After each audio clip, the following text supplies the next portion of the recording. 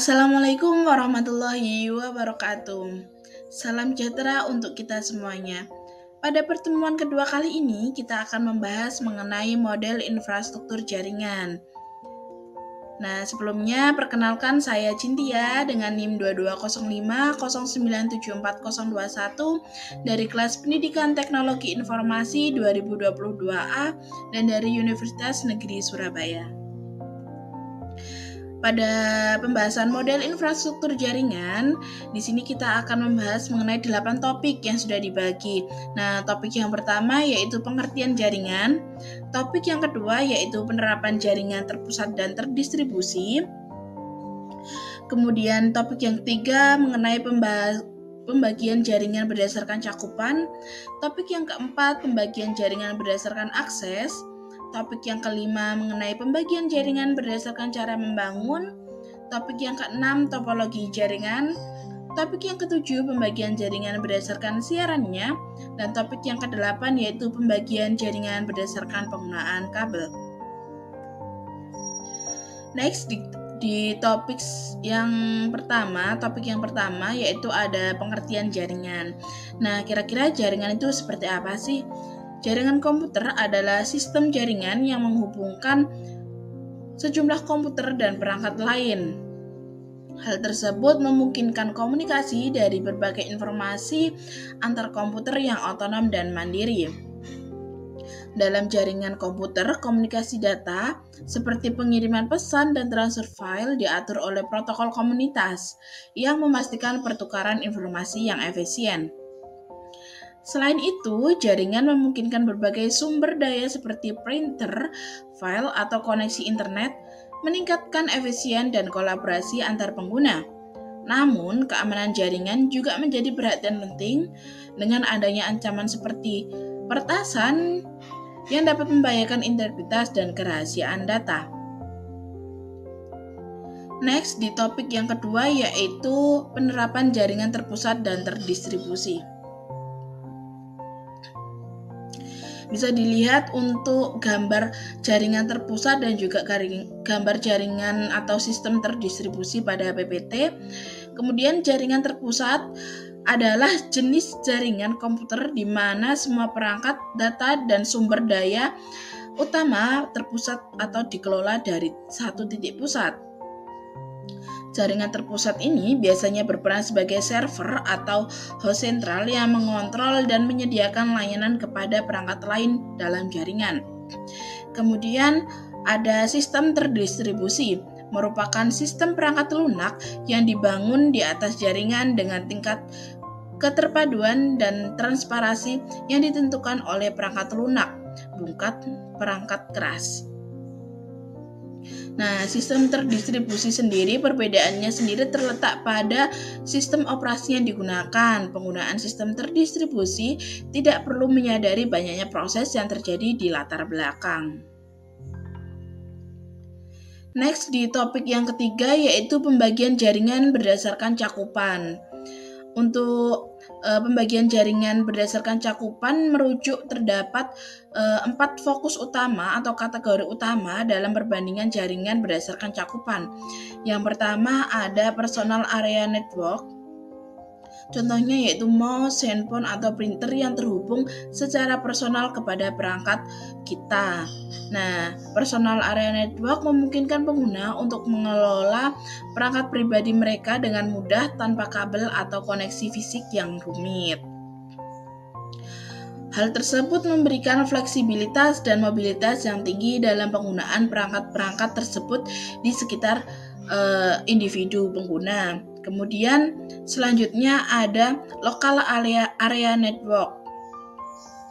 Nah, local area network atau jaringan dalam suatu kelas LAN atau local area network sendiri merupakan jenis jaringan yang mencakup area geografis yang relatif kecil seperti gedung, kampus, atau kantor.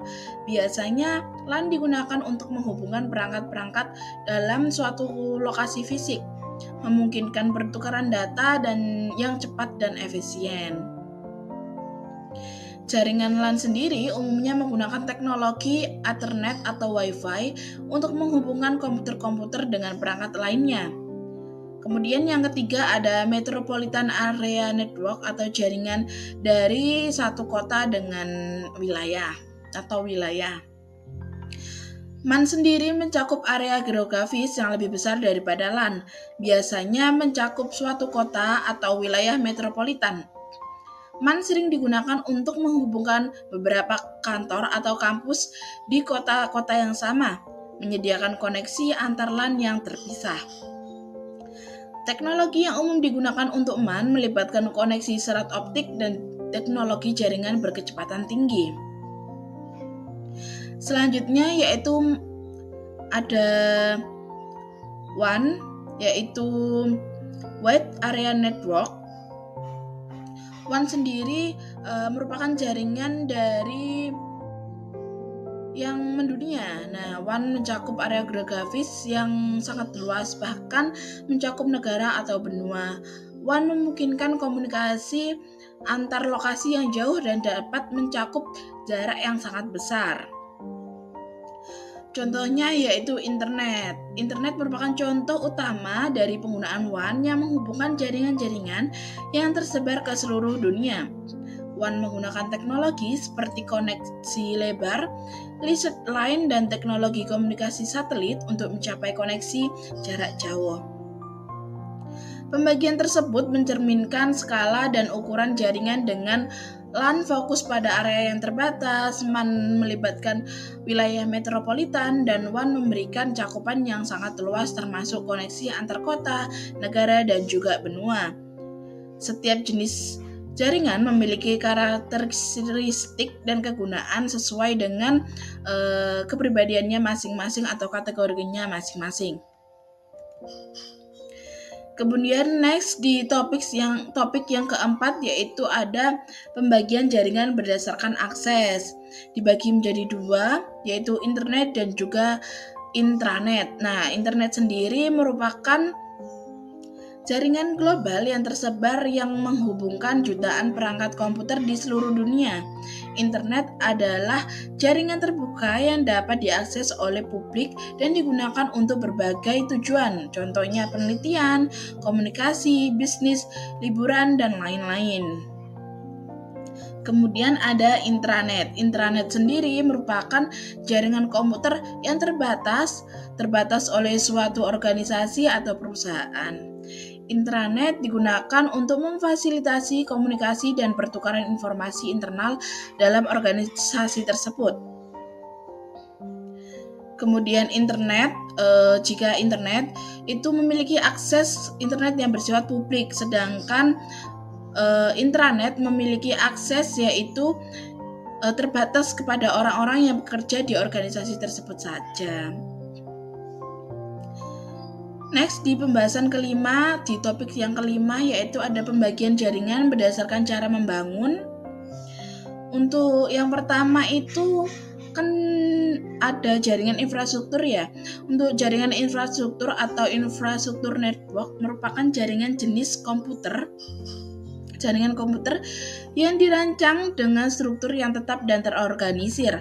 Kemudian jaringan AD atau ad hoc network atau juga disebut sebagai jaringan peer-to-peer, merupakan jenis jaringan yang dibentuk secara sementara dan juga spontan oleh perangkat yang saling terhubung tanpa memerlukan infrastruktur yang tetap. Kemudian next di pembahasan ke-6 yaitu mengenai topologi jaringan. Nah, di topologi jaringan sendiri ini dibagi menjadi 6 fokus utama, yaitu yang pertama ada topologi bus atau topologi yang dapat menghubungkan semua perangkat ke dalam satu kabel pusat.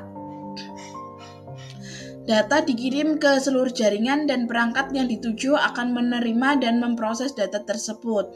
Kelebihannya topologi bus sendiri yaitu simpel dan mudah diimplementasikan. Namun keretahannya terletak pada kabel pusat mengalami masalah, seluruh jaringan bisa terhenti. Kemudian ada topologi bintang atau topologi start. Dalam topologi bintang atau topologi start, setiap perangkat terhubung langsung ke dalam satu pusat atau node pusat. keuntungan utama dari topologi tersebut adalah jika satu kabel atau satu perangkat mengalami masalah, hanya perangkat tersebut yang terpengaruhi, jadi bukan keseluruh jaringan. Namun, kelebihannya yaitu ketergantungan pada node pusat. Selanjutnya yaitu topologi lingkaran atau ring, yaitu setiap perangkat terhubung dengan dua perangkat tetangganya membentuk suatu lingkaran atau cincin. Kemudian ada extended start, yaitu yang mengacu pada sebuah topologi jaringan yang menggabungkan unsur-unsur dari topologi bintang dan juga hierarki. Kemudian ada topologi hierarki, yaitu mengacu pada susunan lapisan atau tingkatan yang diatur secara hierarkis. Struktur ini membantu dalam mengorganisasi dan juga mengelola jaringan. Kemudian yang terakhir ada topologi mesh. Dalam topologi mesh, setiap perangkat terhubung langsung ke dalam setiap perangkat dalam jaringan. Next, di pembahasan yang ketujuh yaitu mengenai pembagian jaringan berdasarkan siarannya. Bisa dilihat di sini ada 3 fokus utama dalam pembagian jaringan berdasarkan siarannya, yaitu yang pertama ada siaran satu arah atau unicast, yaitu merupakan siaran satu arah merujuk pada proses pengiriman data dari suatu pengirim ke satu penerima tertentu. Kemudian ada siaran satu ke semua model atau multicast adalah model di mana data dikirimkan ke seluruh jaringan dan juga perangkat di dalamnya. Itu termasuk dalam multicast ya. Kalau broadcast yaitu siaran ke satu grup memungkinkan pengirim untuk mengirimkan data kepada sekelompok atau penerima tertentu. Next, di pembahasan terakhir yaitu ada pembahasan jaringan berdasarkan penggunaan kabel. Nah, dibagi menjadi 2 yaitu jaringan kabel dan juga nirkabel. Jaringan kabel sendiri atau wired network merupakan jaringan kabel jenis jaringan komputer di mana perangkat-perangkat terhubung menggunakan kabel fisik sebagai media transmisi. Sedangkan jaringan nirkabel atau wireless network merupakan jaringan nirkabel yang jenis jaringan komputer di mana perangkat tersebut menghubungkan tanpa menggunakan kabel fisik, melainkan menggunakan gelombang radio atau inframerah. Nah, untuk nirkabel sendiri cocok untuk digunakan pada lingkungan yang membutuhkan mobilitas seperti rumah tangga dan juga kantor yang dinamis karena pemasangan yang lebih fleksibel dan tidak memerlukan peraturan fisik kabel. Cukup sekian pembahasan dari model infrastruktur jaringan. Apabila ada salah kata mohon dimaafkan dan semoga ilmu yang disampaikan pada kesempatan kali ini dapat bermanfaat untuk kita semuanya dan dapat diimplementasikan pada kehidupan sehari-hari. Wassalamualaikum warahmatullahi wabarakatuh.